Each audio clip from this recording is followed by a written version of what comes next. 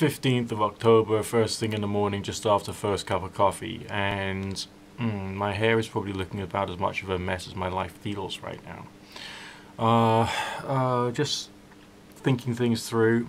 The Buy Me a Coffee website is not specifically a video production site. So essentially I'm probably going to be uploading videos to YouTube, setting them as unlisted, which means that only people who've got the link will be able to see it. I'll then take the link and then put that into a text blog via via the link in Buy Me a Coffee.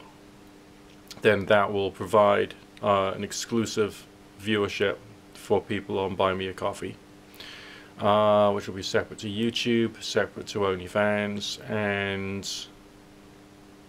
it'll be out there. That's essentially my thoughts and feelings about that side of things.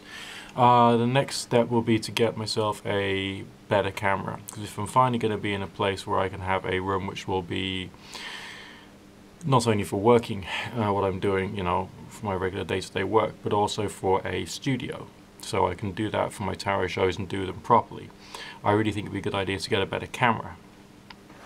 And there are also some night vision cameras which also exist out there in the world as well. So these are, good quality 4K. I mean, I was really excited about going up to 1080p, you know what I mean? Just, wouldn't that be great? And that was on a bloody telephone. But now, it's 4K is the thing. Considering that a lot of my early experiences with YouTube was like way down just on the internet, with kind of like the low resolution that you could only get with a webcam, like about 320 pixels, which made it seem much more like the early days of television with Logie Baird system than anything else. I mean, just like everything was pixelated, and then it started moving up, and then it went to HD, and HD, now it's 4K. Where's it going to be in another 10 years time? People with television screens as big as a wall, which is all interconnected telepathically to the 5G. I don't know what's going to happen next. I mean, 4K. I mean, how big a TV do you need for 4K to be open? I have a tiny television. Okay? It's only a little bit bigger than my computer monitor. It might not even be that. Okay? I can't get my head around it. I've seen people with big TVs before. I went round to see some friends of mine, and they had a very narrow living room, and on one of the walls they had a whopping great TV, so the sofa was like so close to it, it's like it obscured the whole of your vision completely, which was rather worrying when you were watching a horror movie and like you couldn't actually look away. It had to because like it was there. It was just, oh dear.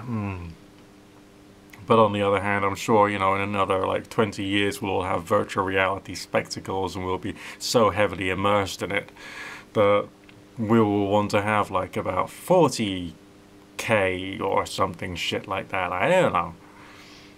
The march of technology is great, but it's also very, very strange the more you look at it. In my day, televisions were these big heavy things with depth to them. Alright, you would turn them on like half an hour before you actually wanted to watch them, so it'd actually be warm enough to actually function.